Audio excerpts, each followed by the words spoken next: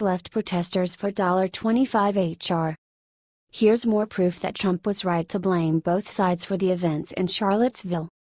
Zero Hedge discovered a Craigslist ad posted a week before the Charlottesville protests from a company called CrowdHire, recruiting actors and photographers at $25 an hour. This is now raising big questions over how these paid protesters were used as agitators in counter-protests. We've seen this same tactic used by the left for months, both before and after the election, to gather large crowds of paid protesters and agitators in order to riot and cause chaos. Many of these paid protesters are directly funded by none other than George Soros. From Zero Hedge, now, the discovery of a Craigslist ad posted last Monday, almost a full week before the Charlottesville protests, is raising new questions over whether paid protesters were sourced by a Los Angeles-based public relations firm specializing in innovative events to serve as agitators in counter-protests. The ad was posted by a company called Crowds On Demand and offered $25 per hour to actors and photographers to participate in events in the Charlotte, NC area. While the ad didn't explicitly define a role to be filled by its crowd of actors and photographers, it did ask applicants to comment on whether they were okay with participating in peaceful protests. Actors and photographers wanted in Charlotte. Crowds On Demand, a Los Angeles-based public relations firm specializing in innovative events, is looking for enthusiastic actors and photographers in the Charlotte, NC area to participate in our events. Our events include everything from rallies to protests to corporate PR stunts to celebrity scenes. The biggest qualification is enthusiasm, a can-do spirit. Pay will vary by event but typically is $25 plus per hour plus reimbursements for gas/parking/Uber/public transit.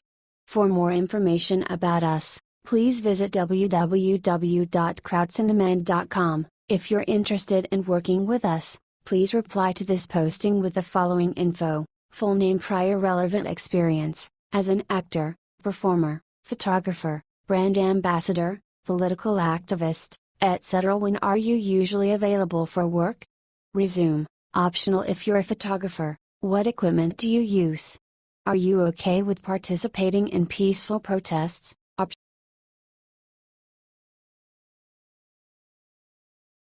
Mike Huckabee asks if he can now tear down abortion clinics since he finds them offensive. In the wake of protesters tearing down statues that offend them, Mike Huckabee asked a simple question: can he tear down things that he disagrees with? For instance, abortion clinics. In an interview with Fox News, Wednesday, the former Arkansas governor and GOP presidential candidate floated the idea of tearing down abortion clinics because they offend him. Anarchists go and just tear down the statues because they are impatient with politicians doing it. That is not acceptable behavior. It is vandalism, it is anarchy, and it would be like me saying I don't like abortion clinics, so I'm going to go to tear them down because I find them offensive. Huckabee is an ardent pro-life supporter. Huck said that the precedent of mobs tearing down things that offend us is troubling. We are bordering on anarchy, he said, having a select group of people tear something down because it offends them personally. The former governor of a former Confederate state said he is okay with Confederate statues being replaced as long as the process goes through public and political debate, but cautioned that the slope is a slippery one. Al Sharpton is calling for the destruction of the Jefferson Memorial in Washington. You have a pastor in Chicago asking that Washington Park have that statue there removed because a George Washington owned slaves. He asked, where does it?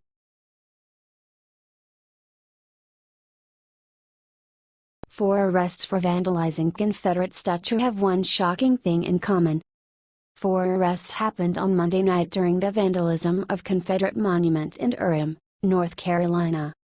Dante Manuel Strobino, Takia Fatima Thompson, Peter Hull Gilbert and Ngakhlon Tran were arrested for pulling down a famous Urim monument.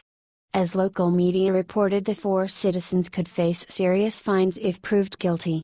All 3 are charged with disorderly conduct by injury to a statue and damage to real property, which are both misdemeanors, and participation in a riot with property damage in excess of $1,500 and inciting others to riot where property damage exceeds $1,500, which are both felonies. Anyhow, the arrested besides possible big fines have something else in common. 3 of them are part of the Communist Party. This fact that is rarely reported just proves that the protests weren't spontaneous. In fact, the protests were prepared by Workers' World Party, the Communist Party where the arrested were members. As ABC News stated, this party cause is to make socialist America. The Workers' World Party is founded in 1959 as a communist party, led by Sam Marcy of the Socialist Workers' Party. The group supports numerous problems including anti-racism to anti-imperialist struggles. The party supports the lesbian, gay, bisexual, transgender and queer community. The group says they're dedicated to organizing and fighting for a socialist revolution in the United States and around the world. The group said it destroyed the statue hoping to take down white supremacy. This group doesn't support police and prisons and calls for its abolition on Facebook, but the group is not ashamed to admit that supports dictatorships especially in Venezuela and North Korea. The group didn't hide the support of socialism during the anti-American dictatorship of Fidel Castro. When he died, they posted, "Long live the Cuban Revolution. Socialism or death." The group also posted this quote in which they compared America to Hitler: "We have never aspired to have custody of the banners and principles which the revolutionary movement has defended throughout its heroic and inspiring history.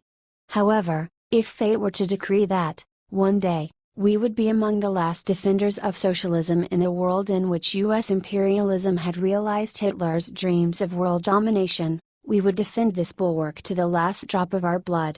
December 7, 1989, Workers' World Party leaders have met with Syrian dictator and war criminal Bashar al-Assad, the members of Workers' World Party, after Israeli leader Ariel Sharon's death posted this cartoon. They even support cop killers like Assad. A shocker. The group glorifies Soviet leaders who were responsible for mass genocide. The group loudly supported its arrested members. Please share this post on Facebook with your thoughts.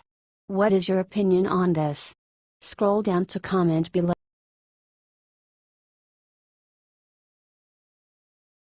Use your brain. Young black woman breaks down and eviscerates the medias. Let me invite you over for a cup of hot steaming facts. A conservative black woman completely trounced the leftist narrative being pushed by the media on violent rioting last weekend in Charlottesville, Virginia. White supremacy and the KKK. Really? That's what you guys want me to be concerned about this week?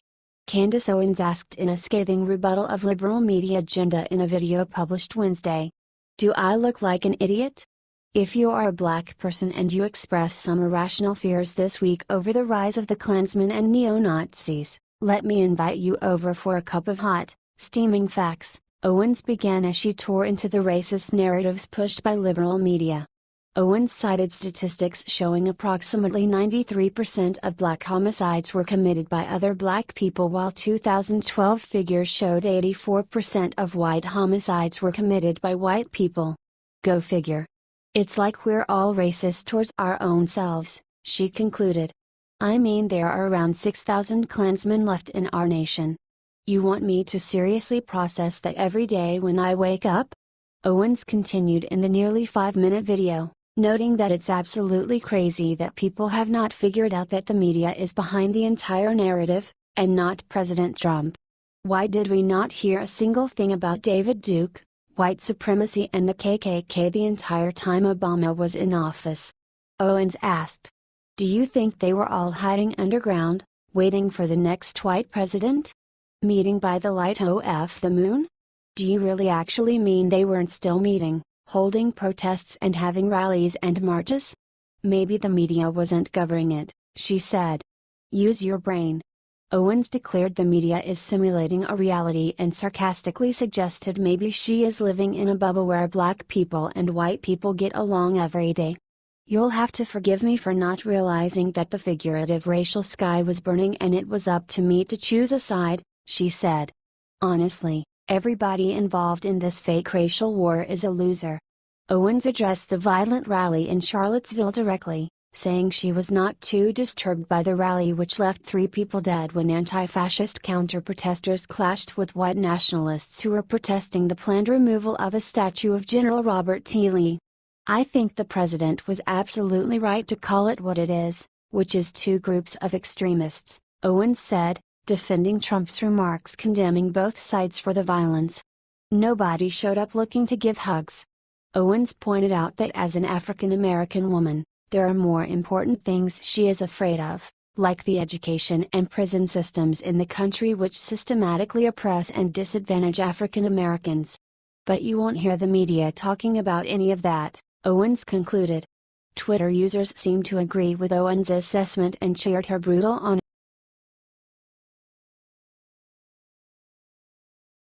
Stop the removal of historical Confederate monuments. Just looking at the media's coverage, most people would probably assume Confederate statues are the bane of the United States' existence, but as it turns out, a majority of Americans want them to remain in place.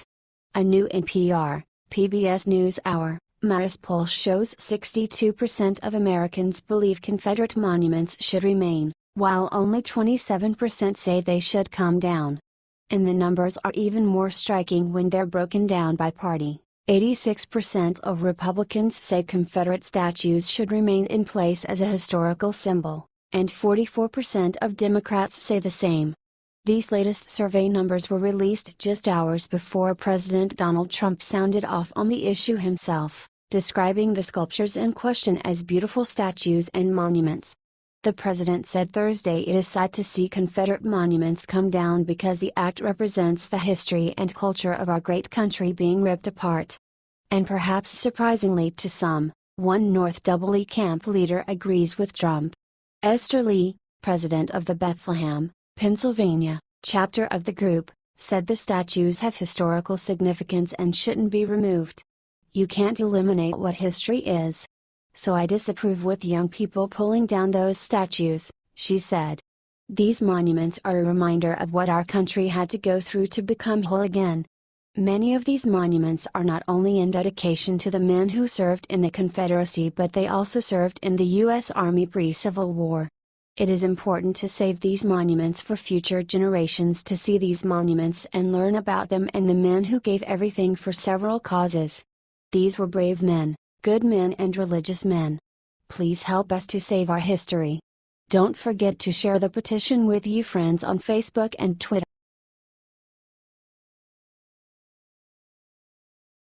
Breaking state police claim VA governor lied about. Virginia Governor Terry McAuliffe, D., was contradicted by the Virginia State Police again on Wednesday after he claimed weapons were hidden around Charlottesville during a white supremacist rally turned riot. During an interview with Black Lives Matter activist Ray McKesson, McAuliffe explained why police were often hesitant to try and break up violent altercations between white supremacists, neo-Nazis, and Antifa factions. He said the white supremacists and neo-Nazis were heavily armed and prepared to commit violent acts from the start, and police were trying to avoid escalating the violence.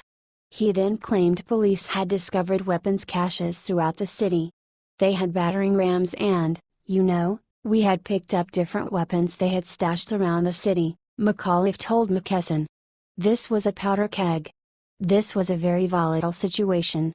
And I'll once again say, I am very proud of our team on the ground. Nobody hurt except for those people hit by the car, and you couldn't stop that." However, Virginia State Police spokesperson Corinne Giller told Reason magazine that no such weapons caches were discovered.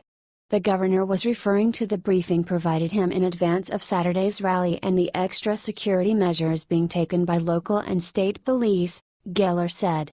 As a safety precaution in advance of August 12, such searches were conducted in and around Emancipation and McIntyre parks. No weapons were located as a result of those searches. The contradiction represents the second time this week that Gov. McAuliffe has been at odds with Virginia State Police. On Monday, Virginia State Police said they were not outgunned by any of the Charlottesville protesters and were well prepared to handle the event. No, the state police did not have inferior equipment, Geller told the Free Beacon on Monday. Our personnel are equipped, and were equipped, with the necessary protective and tactical gear for their safety and, obviously, to protect those that were in attendance of the event. The state police wouldn't release details on exactly what kind of equipment they deployed at the protests but said they were appropriate for the conditions. We don't release our tactical gear or anything of that nature for the protective purposes of our law enforcement, Geller said. They had the necessary inventory and gear that they needed for this event. There were no shots fired at the event or anything of that nature, but our folks had the proper gear and tactical equipment they needed in order to safeguard themselves and everybody in attendance.